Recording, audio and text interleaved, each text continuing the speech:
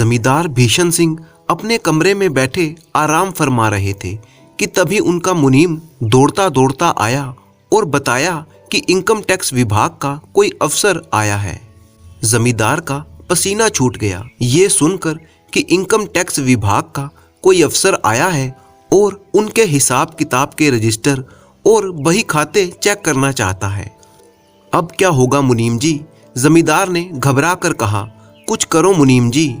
हुजूर, मैं तो खुद घबरा गया हूँ। मैंने इशारे से पेशकश भी की थी और चाहा कि ये बला टल जाए। 1 लाख तक की बात की, लेकिन वह तो टस से मस नहीं हो रहा। तो हे भगवान, मेरी तो सांसें उखड़ रही हैं। तब तक रमुआ पानी ले आया।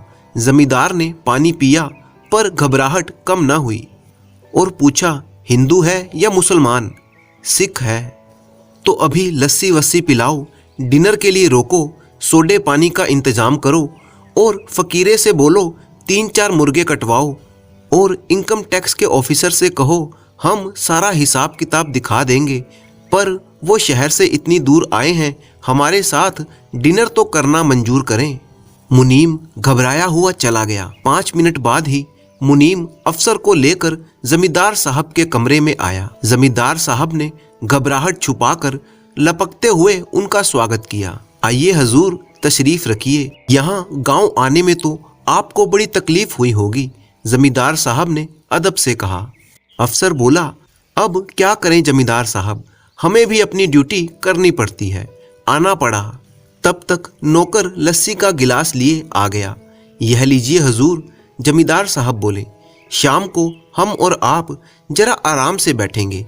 आप पहली बार तशरीफ लाए हैं। जी हाँ, लेकिन मुनीम से कहिए पिछले 3 सालों के हिसाब किताब के कागजात तैयार रखे। जमींदार के फिर पसीना छूट गया। अरे हजूर, पहले शाम तो गुजारिए, फिर रात को आराम फरमाइए। सुबह आप जैसा कहेंगे वैसा होगा। तभी एक नौकर ने आकर मालिक को जानकारी दी, मालिक, रात के लिए फकीरे के यहाँ से कटे मुर्गे आ गए हैं। मालकिन पूछ रही है कि चारों शोरबे वाले बनवाएंगे या आधे भुने हुए और आधे शोरबे वाले। बताइए हजूर, कैसा मुर्गा पसंद करेंगे, शोरबे का या भुना हुआ या दोनों?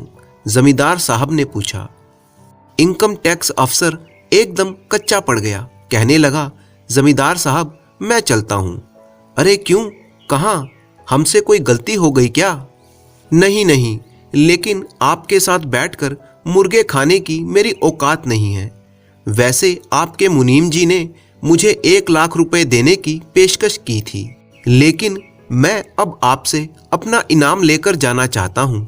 जमींदार साहब और उनके सारे नौकर चौंक पड़े कि आखिर ये माजरा क्या है। हजूर, मैं 1 लाख रुपए की रिश्वत लेकर भी जा सकता था, पर नहीं, मुझे तो बस अपना इनाम चाहिए। इनाम? कैसा इनाम? जी हजूर, मैं कोई इनकम टैक्स अफसर नहीं हूँ, मैं तो आपकी रियासत का बहरूपिया किशन लाल हूँ। सोचा अपनी कला दिखाकर आपसे ही कुछ इनाम हासिल किया जाए। जमींदार भड़क गया। तो तू किश्नू धानुक है, रामू धानुक का आवारा बेटा? अरे तेरी वजह से मुझे हार्ट अटैक भी हो सकता था। तेरा इनाम विनाम तो गया भाड़ चूल्हे में। अगर सदमे से मुझे कुछ हो जाता तो? मैं हुक्म देता हूँ, हमारी रियासत छोड़कर कहीं भी चला जा। यहाँ दिखाई दिया तो मैं तेरे हाथ पैर तुड़वा दूंगा। बहरूपीय कलाकार किशन लाल को इनाम तो नहीं मिला, डर के मारे उसे वह कस्बा भी छोड़ना पड़ा। फिर इस बात को कई बरस बीत गए। जमींदार के उसी गांव में एक बूढ़ा साधु आया। वह पीपल के पेड़ के नीचे धुनी रमाकर बैठ गया। वह किसी से कुछ मांगता नहीं था। उसके प्रति लोगों का आकर्षण बढ़ने लगा। वह थोड़ा प्रवचन भी देने लगा। लोगों ने उसकी कुटिया बनवाने की बात की तो उसने मना कर दिया। वह जाड़े, गर्मी, बरसात में वहीं पर पेड़ के नीचे बैठा रहता, भजन, ध्यान, प्रवचन में खोया रहता। उसकी कीर्ति फैलने लगी। दूर दूर के क्षेत्रों से लोग उसके दर्शन करने के लिए आने लगे। एक दिन जमींदारन भी उनके दर्शन करने के लिए आई। उन्होंने श्रद्धा से दक्षिणा दी। साधु ने वह धन ग्राम पंचायत को दान में दे दिया। प्रवचन देते समय उन्होंने कहा, यह मेरा अर्जित किया हुआ धन नहीं था, मैंने इसे अपने श्रम से नहीं कमाया था, यह समाज का धन है। उसी तरह समाज के पास लौट जाना चाहिए जैसे वर्षा का जल सागर में लौट जाता है। धीरे धीरे भक्तों की भीड़ बढ़ने लगी। जमींदारिन रोज उसके दर्शन करने के लिए आने लगी। एक दिन उन्होंने जमींदार साहब से कहा, क्यों ना हम साधु जी को हवेली में ले आएं। वे जाड़े गर्मी बरसात में वहीं पेड़ के नीचे बैठे रहते हैं। बारिश के दिनों में वहां बड़ा ही कीचड़ हो जाता है, भक्तों को बड़ी असुविधा रहती है। जमींदार साहब ने हाँ कर दी। बड़ी धूमधाम से जमींदारिन साधु महाराज को हवेली में ले आई। भक्त लोग वहीं पर आने लगे। जमींदारिन ने भक्तों के लिए भंडारा शुरू करवा दिया। प्रवचन देते समय साधु महाराज ने कहा, पेट तो पशु भी भर लेता है, पर मनुष्य के पास एक और पेट होता है, वो है विद्या और ज्ञान का खाली पेट। यदि वह नहीं भरता तो भंडारे का भोजन व्यर्थ चला जाता है। जमींदार और उसकी पत्नी ने साधु की बात को समझा। उन्होंने ग्राम पंचायत को धन देकर गांव में एक पाठशाला खुलवा दी। पर एक समस्या आई, उसमें पढ़ने के लिए बच्चे आते नहीं थे।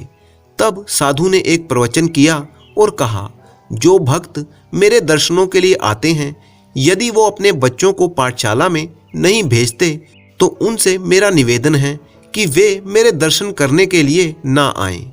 साधु महाराज की बात का असर हुआ। पाठशाला में बच्चे पहुंचने लगे। भक्तों की भीड़ और भी बढ़ने लगी। जमींदार और जमींदारिन ने दुनिया का दूसरा चेहरा देखा और एक रात जब सारे भक्त जा चुके, उन्होंने अपनी सारी धन संपदा, हीरे जवाहरात, जेवरों की एक पोटली बनाई और साधु महाराज के चरणों में रख दी।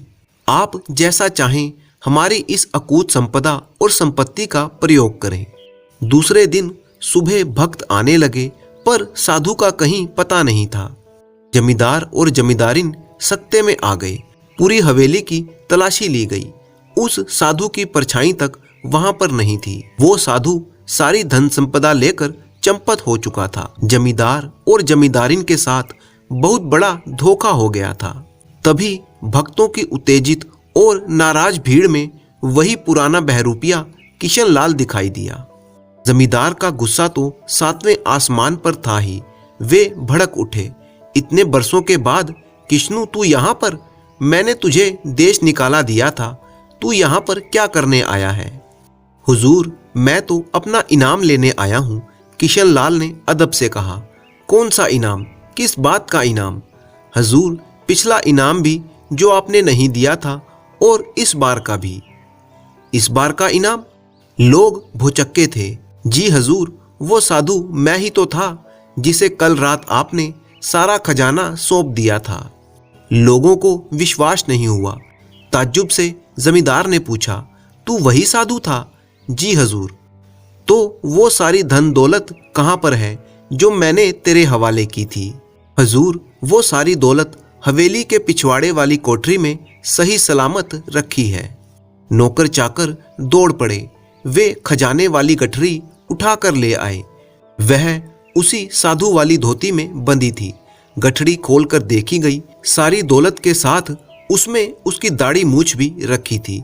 उसका गेरुआ कुर्ता और रुद्राक्ष की माला और अन्य मालाएं भी थी जो वह साधु के रूप में पहनता था। भक्तों की पूरी भीड़ ने राहत की सांस ली। जमींदार जमींदारिन उसे ताज्जुब से देख रहे थे। अरे पागल, तब तू इनाम क्यों मांग रहा था? तू तो ये सारी दौलत लेकर भाग भी सकता था। भाग तो मैं जरूर सकता था हुजूर, लेकिन तब साधुओं पर से लोगों का विश्वास उठ जाता हुजूर। लोगों ने उसे आंखें फाड़ फाड़ कर आश्चर्य से देखा। जमींदार और जमींदारिन ने भी। सबकी आंखों में अचरज था। कितना बेवकूफ आदमी है, अपनी सच्चाई ना बताता और सारा खजाना लेकर भाग जाता तो जमींदार भी क्या कर लेता। किशनु बहरूपिया अपने इनाम के इंतजार में चुपचाप खड़ा था। तभी जमींदार साहब ने कहा, किशनु, यह जो तेरे साधु के कपड़े, मालाएं वगैरह पड़ी हैं, इन्हें तो उठा ले। वो तो मैं उठा लूंगा, पर मेरा इनाम वह तो दे दीजिए। सचमुच हमें तो तेरी अकल पर बड़ा ही तरस आ रहा है किस्नू। जमींदार साहब बोले, तू सचमुच मूर्ख है। हजूर, आखिर मैं कलाकार हूं ना, हम मूर्खों से ही यह दुनिया चलती है। मुझे तो सिर्फ अपना इनाम चाहिए, आपकी धन दौलत नहीं। आखिरकार जमींदार ने कुछ सोने के सिक्के किस्नू को इनाम के रूप में दे दिए और वह खुशी खुशी अपने घर लौट गया।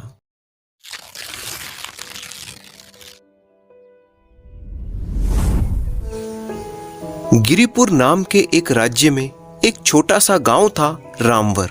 रामवर में रमन नाम का एक व्यापारी रहता था।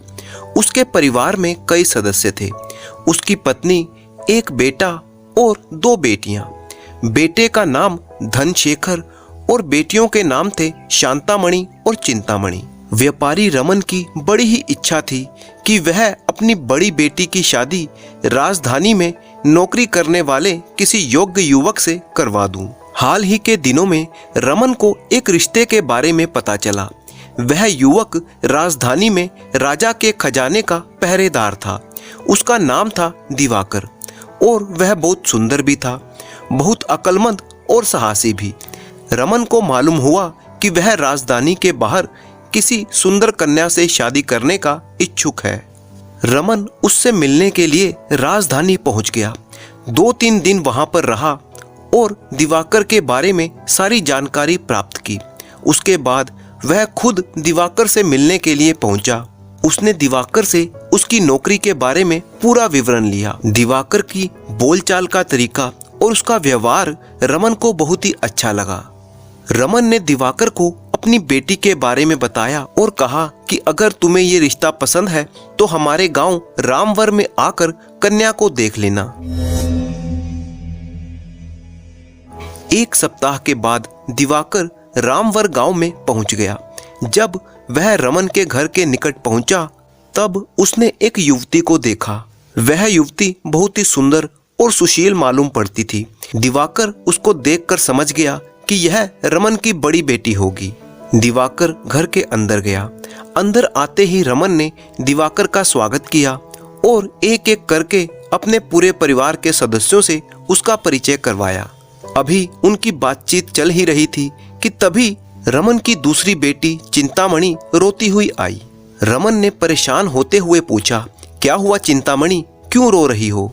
चिंतामणि बोली, फलों की दुकान से मैं लौट रही थी तो एक शरारती युवक लच्छू ने गली में सबके सामने मेरा मजाक उड़ाया।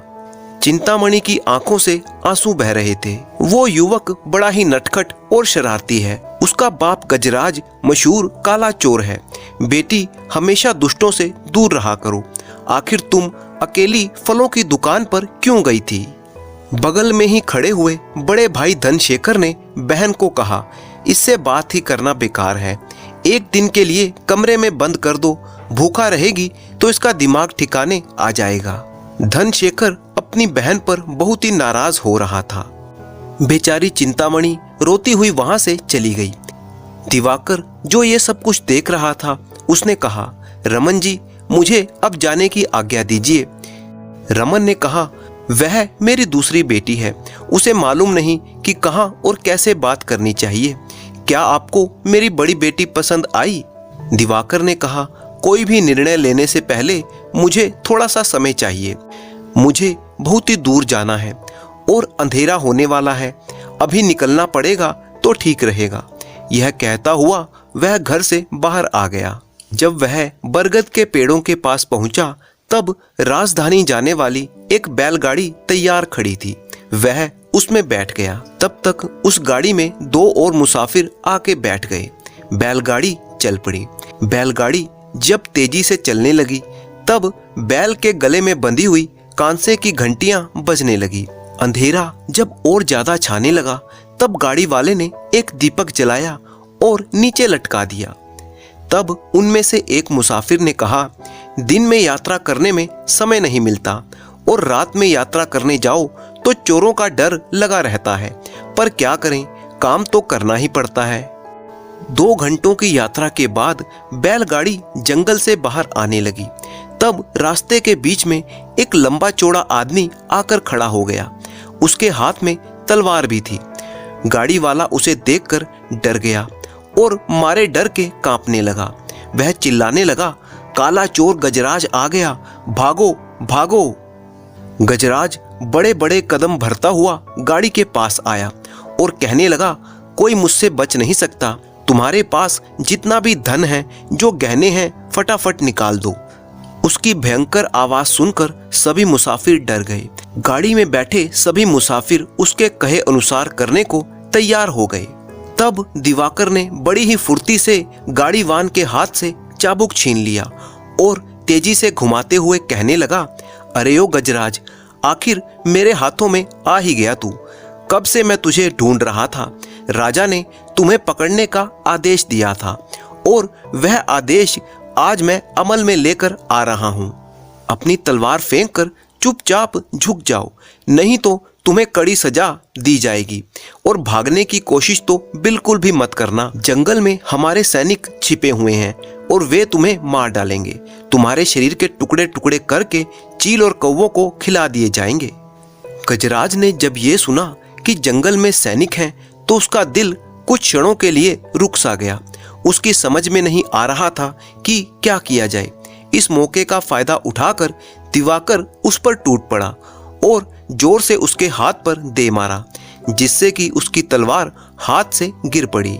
इतने में बाकी मुसाफिर भी आ गए और उन्होंने गजराज को पकड़ लिया। उसके हाथ पैर बांधकर गाड़ी में डाल दिया गया। दूसरे दिन दिवाकर गजराज को खींचता हुआ राज दरबार में लेकर आया। राजा को पूरा किस्सा कह सुनाया। गजराज ने सिर झुकाकर अपने सारे अपराध स्वीकार कर लिए। राजा ने कहा, गजराज के किए हुए अत्याचारों के बारे में मैं बहुत दिनों से सुनता आ रहा हूँ। जनता की शिकायतें भी मेरे कानों तक पहुंची है। ये जंगल में भाग गया था, इसीलिए हम इसे पकड़ नहीं सके। दिवाकर ने इसे बंदी बनाकर साबित किया है कि वह बहुत ही साहसी और पराक्रमी है। मैं हृदयपूर्वक दिवाकर का अभिनंदन करता हूँ और आदेश देता हूँ कि दिवाकर इसी तरह गजराज के बेटे को भी पकड़कर मेरे सामने पेश करे। अपने साथ कुछ सैनिकों को लेकर दिवाकर रामवर गांव में पहुंच गया और गजराज के बेटे लच्छू को बड़ी ही चालाकी से गिरफ्तार कर लिया गया। उसे राजा के सामने पेश किया गया। राजा ने उसे आजीवन कारावास की सजा सुना दी। दिवाकर के काम से राजा बहुत ही प्रसन्न था। उसने दिवाकर को पहरेदारों के विभाग का प्रधान बना दिया। व्यापारी रमन को जब यह मालूम हुआ तब वह अपने होने वाले दामाद के साहस से बहुत ही खुश था। रमन दिवाकर से मिलने के लिए राजधानी पहुंच गया। जैसे ही रमन ने दिवाकर के सामने विवाह का प्रस्ताव रखा तो दिवाकर ने कहा, क्षमा कीजिएगा श्रीमान, मैं आपकी बेटी से शादी नहीं कर सकता। रमन ने बड़े ही निराश स्वर में पूछा, पर क्यों? क्या तुम्हें हमारी बेटी अच्छी नहीं लगी? ऐसी कोई बात नहीं है, इसका कारण ये नहीं है। तो तुम्हारा ओहदा बढ़ गया है, राजा के तुम कृपा पात्र बन गए हो, इसीलिए कोई बड़ा रिश्ता ढूंढ रहे हो। दिवाकर ने जोर देते हुए कहा, नहीं, ऐसा बिल्कुल भी नहीं है। रमन ने फिर से पूछा, तो फिर बताओ तो सही, यह विवाह तुम क्यों नहीं करना चाहते हो? इसका कारण है आप बाप बेटे का स्वभाव। उस दिन जब मैं आपके घर आया था तब आपकी छोटी बेटी ने किसी शरारती युवक की शिकायत की थी, परंतु आप बाप बेटे ने उस विषय पर कोई भी कदम नहीं उठाया। उस शरारती युवक को न्याय अधिकारी के पास ले जाना चाहिए था, पर उल्टे आपने अपनी ही बेटी को कोसा, उसकी गलती बताई। ऐसे कायर परिवार में रिश्ता जोड़ना मुझे अच्छा नहीं लगता। मेरा मन इसके लिए नहीं मानता। दिवाकर ने ये सब बातें बड़े ही क्रोध भरे स्वर में कही थी, परंतु रमन बड़े ही नरम स्वर में बोला, बेटे तुम ये समझ लो कि तुम एक राज कर्मचारी नहीं हो, एक साधारण कन्या के पिता हो, तो तब जाकर सोचने पर यह समस्या तुम्हारी समझ में आ जाएगी। उस दिन जिस शरारती युवक ने मेरी बेटी के साथ छेड़छाड़ की थी वह काले चोर गजराज का बेटा है। हमारे शहर के लोगों ने उस गजराज के दुष्कर्मों के बारे में राजा से कई बार शिकायत की थी, परंतु कोई फायदा नहीं हुआ। तुम सोचो कि अगर हम उसके बेटे के विरुद्ध कुछ करते तो उसका क्या नतीजा निकलता। कांटा केले के पत्ते पर गिरे या केले का पत्ता कांटे पर गिरे, नुकसान तो केले के पत्ते का ही होगा। उस परिस्थिति में अपनी बेटी को नियंत्रण में रखने के अलावा कोई और चारा नहीं था। परिस्थितियों के अनुसार व्यवहार करना कायरता नहीं कहलाती, बल्कि समझदारी होती है। इस पर खूब सोचो और उसके बाद ही अपना कोई निर्णय सुनाना। यह कहकर रमन वहां से वापस चला गया।